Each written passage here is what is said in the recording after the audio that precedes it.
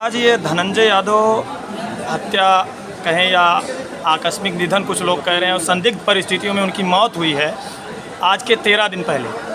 आप आए हैं तो आप इस पर क्या कहना चाहेंगे? हम यहाँ पर श्रद्धांजलि देने आए हुए हैं और बड़ी ही दुखद घटना है। जिला पंचायत सदस्य धनंजय यादव जी आज हमारे बीच नहीं हैं और यहाँ पर आने का मकसद है हमारा कि अपने लोगों को जोड़ा जाए और उन्हें बताया जाए कि आगे अगर आपको तमाम लड़ाइयाँ लड़नी है और न्याय दिलाना है किसी को तो आपका संगठित रहना बहुत ज़रूरी है। और आज उसी विचार के साथ, उसी भाव के साथ हम लोग यहाँ आए हैं और प्रशासन से भी मांग करते हैं कि पीड़ित परिवार को संतुष्ट करने का काम जल्द से जल्द किया जाए और न्याय दिलाया जाए, क्योंकि हमें भी ये चीज़ हज़म नहीं हो रही है कि उनका निधन एक्सीडेंटल है या फिर कोई साजिश है इसमें, क्योंकि जिस प्रकार से हमें बताया गया है कि उनको चोट भी आई है, उस नज़रिए से अगर देखा जाए तो कहीं ना कहीं ऐसा लगता है कि ये एक मर्डर है। और अगर मर्डर है तो फिर प्रशासन उचित कार्रवाई करे और दोषी को जल्द से जल्द ढूंढने का वो काम करे। और इस चीज़ को हम बिल्कुल भी बर्दाश्त नहीं करेंगे कि हमारे लोगों के साथ ऐसी घटनाएं अगर घटी हैं तो हम चाहते हैं कि भविष्य में ऐसा ना हो।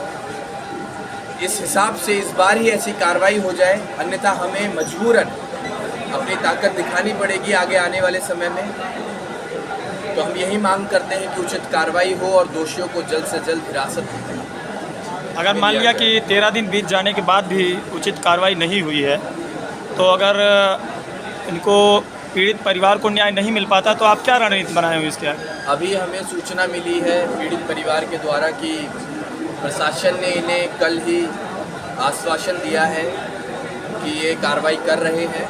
थोड़ा सा कॉम्प्लिकेटेड केस है इसलिए उन्हें थोड़ा समय लग रहा है। हम भी समझते हैं इतना कि जांच करने में थोड़ा समय लग जाता है, तो हम प्रशासन से कोऑपरेटिव तरीके से ये कहना चाहते हैं कि आप अपने हिसाब से समय लीजिए, लेकिन समय लेने के बाद कुछ निष्कर्ष निकल के आना चाहिए जिससे पीड़ित परिवार को संतुष्टि मिले और वो संतुष्ट हो पाए। अगर इस मामले को रफा दफा करने का प्रयास किया गया तो हम आगे आने वाले समय में आपको बता देंगे। जिस हिसाब से हमें पीड़ित परिवार से सूचना मिलेगी उस हिसाब से हम फिर आगे की योजना आप लोगों को बताएंगे। जी भैया, धन्यवाद।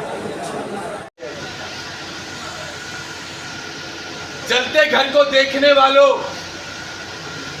फूस का छप्पर आपका है, आग के पीछे तेज हवा है, आगे मुकद्दर आपका है। उसके कत्ल पर मैं भी चुप था, उसके कत्ल पर मैं भी चुप था, मेरा नंबर अब आया, मेरे कत्ल पर आप भी चुप हैं, अगला नंबर आपका है। समझ आती है? एक बूंद पानी अपनी चोंच में भरती है और उसको उस जलती आग के ऊपर डालने का वो काम करती है।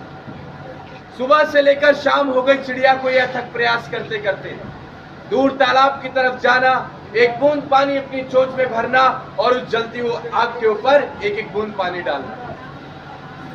शाम को एक बाज ने चिड़िया को रोका और चिड़िया से पूछा कि बहन, तुम इतनी मेहनत कर रही हो, क्या तुम्हारे एक एक बूंद पानी से ये आग बुझ जाएगी?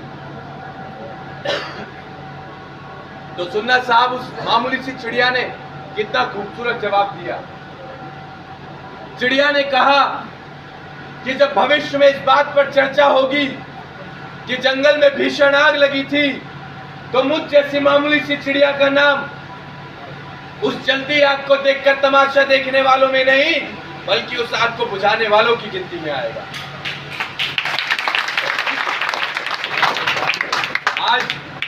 आज उसी मामूली सी चिड़िया की तरह हमें और आपको मेहनत करनी पड़ेगी। हमें और आपको उसी मामूली सी चिड़िया की तरह एक बूंद पानी अपनी चोंच में भरकर वहां उस पानी को डालना पड़ेगा जहां आग लगी हुई है। अगर एक चिड़िया चलने के लिए तैयार है तो मैं चाहता हूं कि तमाम चिड़ियाएं तैयार हो जाएं, क्योंकि बूंद बूंद से घड़ा भरता है। साथी हाथ बढ़ाना, एक अकेला थक जाएगा, मिलकर बोझ उठाना, साथी हाथ बढ़ाना। ये समय है आज